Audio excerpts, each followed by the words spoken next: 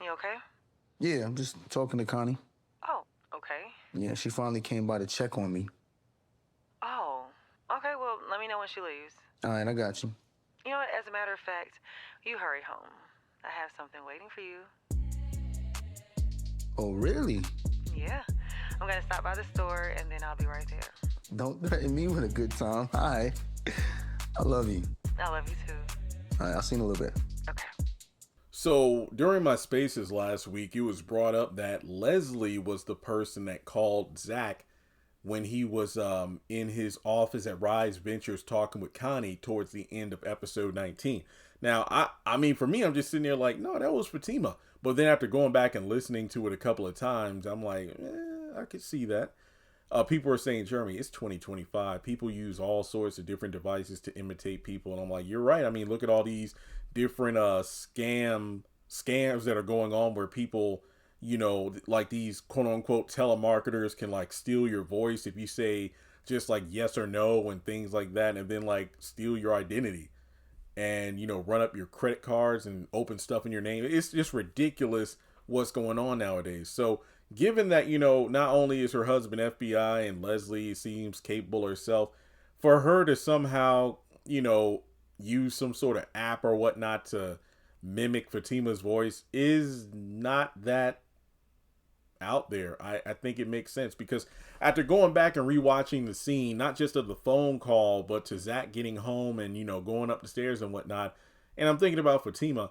Now, Fatima did say, well, and I use Fatima with air quotes, the person on the phone said she needed to stop by the store first real quick and then she'd be back home. That implies that her stopping at the store meant she was going to get something for that special night with Zach. So when we get home and we see the rose petals and whatnot, like, oh yeah, she probably stopped to get some flowers or something to get those petals leading up to the bedroom. But that might not have been Fatima. I mean, because if you look at Fatima when she arrives, she seems to be empty-handed and she's just surprised as Zach as to what the F is going on. Some people even said that if you go back and look when Zach is going up the stairs, you can see Fatima's shadow following him up there.